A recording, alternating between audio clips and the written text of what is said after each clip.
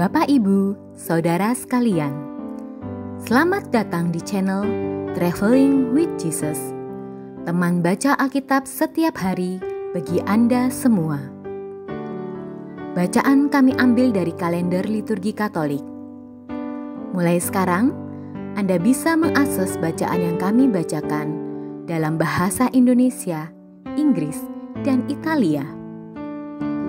Bacaan dalam bahasa Indonesia dan Inggris dapat diakses setiap hari Senin sampai dengan Sabtu, dan khusus bahasa Italia hanya pada hari Minggu. Selamat menikmati tayangan kami. Tuhan memberkati.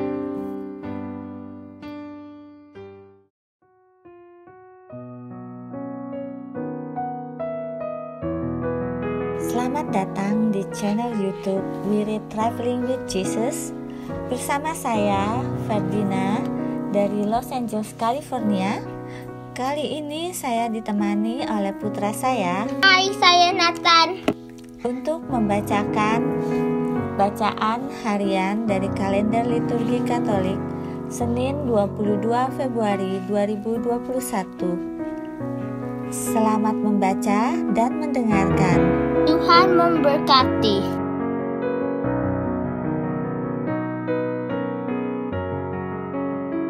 (22 Februari) adalah Pesta Tahta Suci Santo Petrus. Menurut cerita lisan yang beredar di kalangan gereja, Santo Petrus yang diberi kuasa oleh Yesus untuk memimpin gereja mendirikan dua buah tahta keuskupan. Yang pertama didirikan di Antioquia, di tengah-tengah kaum Yahudi dan orang-orang kafir pada tahun 35. Di sana, Petrus memimpin jemaatnya selama 7 tahun.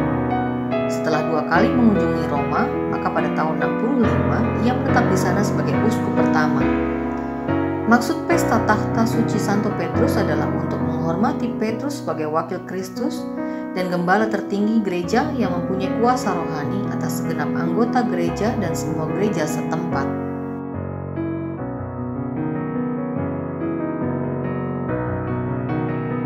Orang kudus pada hari ini adalah Santa Margareta Cortona. Margareta dari Cortona dilahirkan di Laviano dekat Cortona di provinsi Tuscany, wilayah Keuskupan Agung Chiusi, Italia pada tahun 1247. Ibunya wafat ketika Margareta baru berusia 7 tahun. 2 tahun setelah peristiwa ini, ayahnya menikah lagi dengan seorang wanita yang berwatak buruk. Margareta kecil tidak mendapatkan perhatian dan kasih sayang dari ibu tirinya. Sang ibu tiri yang membencinya kerap kali menyia-nyiakan dirinya. Ia tumbuh menjadi seorang remaja yang labil kondisi kejiwaannya. Dengan kecantikan dan keterampilannya menggoda laki-laki, Margareta mudah sekali mendapatkan pria yang diinginkannya. Banyak lelaki yang takluk padanya. Hingga pada akhirnya ia berkenalan dan jatuh cinta kepada Arsenio, seorang perwira militer yang adalah putra Guglielmo di Pecora, wali kota Faliano. Arsenio mengajak Margareta untuk tinggal bersamanya di kastilnya dekat Montepulciano. Di sini dia akan diperlakukan dengan sangat baik bagi seorang putri bangsawan dengan pakaian yang mewah, perhiasan serta pelayanan yang selalu siap sedia melayaninya. Karena hal inilah Margareta memutuskan pergi tanpa izin dari rumah ayahnya dan tinggal sebagai selir Arsenio di kastil tersebut. Selama 10 tahun mereka hidup bersama tanpa ikatan perkawinan. Berkali-kali ia meminta Arsenio menikahinya, namun hal tersebut tidak pernah terlaksana hingga ia melahirkan seorang anak laki-laki. Pada suatu hari di tahun 1274, Margareta sedang gelisah menunggu kepulangan Arsenio dari tempat tugasnya. Telah berhari-hari ia menanti tetapi Arsenio tidak juga kembali. Tiba-tiba anjing Arsenio muncul sambil menyalak ditariknya pakaian Margareta. Dia mengikuti binatang itu dan pergi sampai ke tengah hutan. Di sana dijumpainya tubuh Arsenio yang telah mati berlumuran darah. Dia telah dibunuh oleh musuhnya. Setelah peristiwa ini, Margareta dan anaknya diusir keluar dari kastil. Ia pulang ke rumah ayah dan ibu tirinya, tetapi di sana ia tidak diterima dan kembali diusir. Setelah luntang-lantung beberapa hari, Margareta lalu pergi ke biara Susteran Fransiskan untuk meminta perlindungan. Di biara itu dia diterima. Hidup dalam keheningan biara membuat Margareta mulai menyadari kebejatan hidupnya. Ia menangis dan dengan sungguh-sungguh berniat untuk meninggalkan semua cara hidupnya selama ini yang penuh dosa. kemaksiatan. Pada suatu hari Minggu, ia pergi ke kampung halamannya dan melakukan pengakuan dosa di muka umum di hadapan seorang imam Fransiskan. Ia juga memohon bimbingan spiritual dari imam yang menerima sakramen pengakuan dosa padanya. Margareta ingin menjadi seorang biarawati Fransiskan, dan untuk itu ia harus menjalani masa pertobatan terlebih dahulu. Wanita yang sebelumnya hidup sebagai bangsawan, kini dengan penuh penghayatan menjalani pola hidup asketis dengan ketat. Ia berpuasa sepanjang hari, makan dan minum sekadarnya, dan menjadi seorang vegetarian sejati sampai akhir hayatnya. Dalam masa pertobatan ini, ia menjalani pengasingan diri dalam doa dan air mata penyesalan atas segala kelakuannya di masa lalu. Setelah 3 tahun masa pertobatan, pada tahun 1277, Margareta yang telah berusia 30 tahun, resmi diterima sebagai anggota Ordo ketiga Fransiskan. Sebagai seorang biarati Fransiskan, Margareta hidup dalam semangat kemiskinan seperti teladan Santo Fransiskus Assisi, pendiri Ordo Fransiskan. Setiap hari, warga kota akan melihatnya berkeliling mengemis dari rumah ke rumah untuk mendapatkan makanan sehari-hari. Banyak orang akan menerima pendosa yang telah bertobat ini dengan ramah. Banyak juga hujatan dan hinaan sebagai silih atas dosa-dosanya. Walau hidup miskin, Margareta tetap peduli pada orang sakit yang miskin terlantar. Ia menjelajah kota Cortona dan berhasil mengumpulkan dana untuk mendirikan rumah sakit untuk menampung mereka. Ia juga mendirikan tarekat suster Ordo ketiga yang dikenal dengan Le Poverelli atau Saudari Dina untuk merawat para orang sakit yang terlantar tersebut. Selain itu, ia juga mendirikan persaudaraan Bunda Kerahiman untuk membantu rumah sakit dan menolong orang-orang miskin. Hidup Margareta yang luar biasa ini menjadi saksi akan kasih Tuhan yang tiada batasnya bagi setiap pendosa yang bertobat. Tuhan meyakinkan Margareta bahwa dosa-dosanya telah sepenuhnya diampuni dengan menganugerahkannya banyak karunia ilahi yang luar biasa.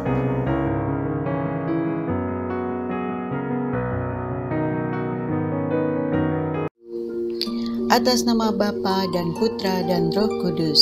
Amin. Datanglah ya Roh Kudus, datanglah dengan kekuatan hati Santa Perawan Maria yang tidak bernoda, mempelaimu yang terkasih.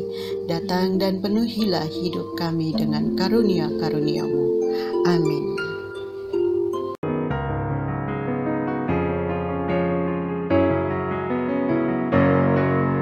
Bacaan pertama. Gembalakanlah kawanan domba Allah yang ada padamu. Pembacaan dari surat pertama Rasul Petrus. Saudara-saudara terkasih, sebagai teman penatua dan saksi penderitaan Kristus, yang juga akan mendapat bagian dalam kemuliaan yang akan dinyatakan kelak, aku menasihati para penatua di antara kamu. Gembalakanlah kawanan domba Allah yang ada padamu. Jangan dengan terpaksa, tetapi dengan sukarela sesuai dengan kehendak Allah. Dan jangan karena mau mencari keuntungan, tetapi dengan pengabdian diri. Janganlah kamu berbuat seolah-olah kamu mau memerintah atas mereka yang dipercayakan kepadamu, tetapi hendaklah kamu menjadi teladan bagi kawanan domba itu. Maka apabila Gembala Agung datang, kamu akan menerima mahkota kemuliaan yang tidak dapat layu. Demikianlah sabda Tuhan. Syukur kepada Allah.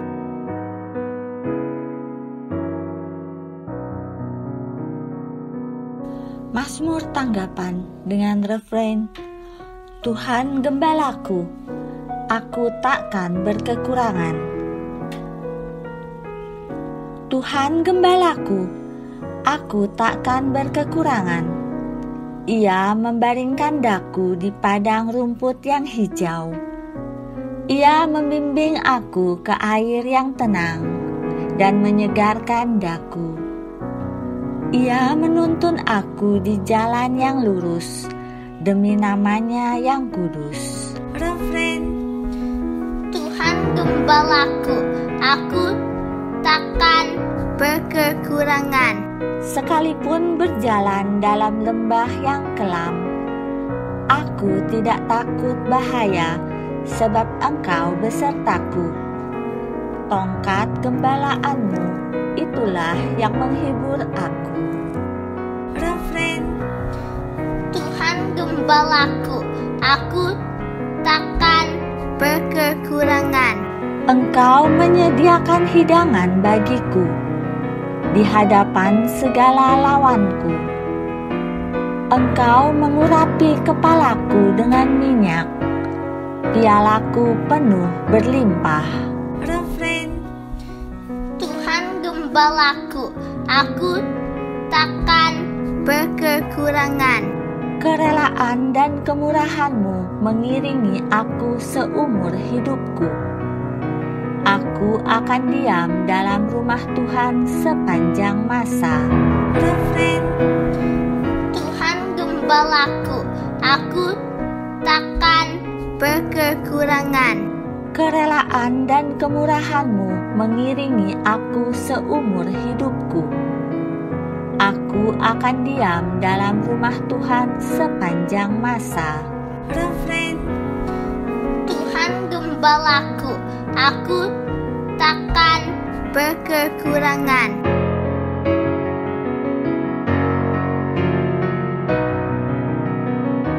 Terpujilah Kristus Tuhan, Raja mulia dan kekal. Engkau adalah Petrus, dan di atas batu karang ini akan kudirikan jemaatku. Terpujilah Kristus Tuhan, Raja mulia dan kekal.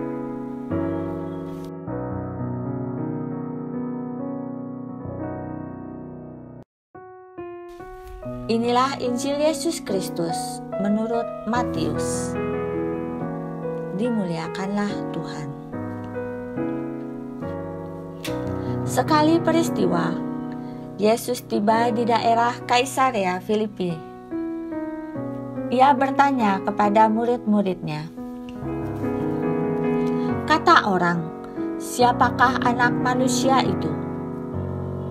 Jawab mereka, "Ada yang mengatakan Yohanes Pembaptis, ada juga yang mengatakan Elia, dan ada pula yang menyatakan Yeremia atau salah seorang dari para nabi." Lalu Yesus bertanya kepada mereka, "Tetapi apa katamu? Siapakah aku ini?" Maka jawab Simon Petrus, "Engkau adalah Mesias, Anak Allah yang hidup."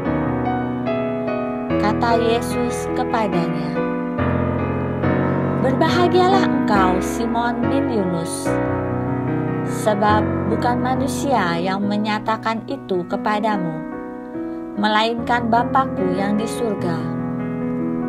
Dan aku pun berkata kepadamu, engkau adalah Petrus, dan di atas batu karang ini aku akan mendirikan jemaatku, dan alam maut tidak akan menguasainya.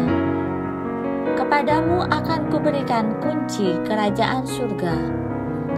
Apa yang kau ikat di dunia ini akan terikat di surga, dan apa yang kau lepas di dunia ini akan terlepas di surga."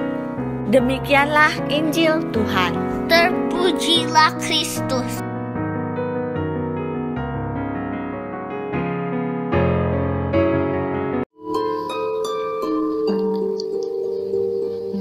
Semoga Tuhan selalu menaungimu, sinar mentari untuk menghangatkanmu, cahaya rembulan untuk mempesonamu, malaikat yang menaungi sehingga tidak ada yang bisa mencelakaimu, tawa untuk membuatmu ceria, teman setia di dekatmu, dan kapanpun kau berdoa, surga mendengarmu. Amin. Atas nama Bapa dan Putra dan Roh Kudus. Amin.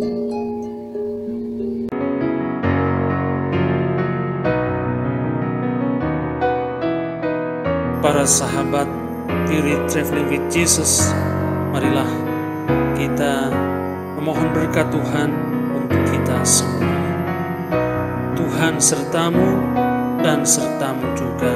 Semoga saudara-saudari, cita-cita, rencana-rencana, pekerjaan-pekerjaan, kesehatan, dan imanmu senantiasa dibimbing, dilindungi, dan diberkati oleh Allah yang Maha Kuasa, Bapa, Putra, Roh Kudus.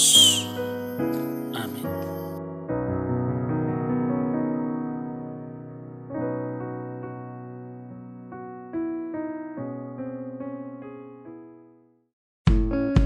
Demikian bacaan hari ini.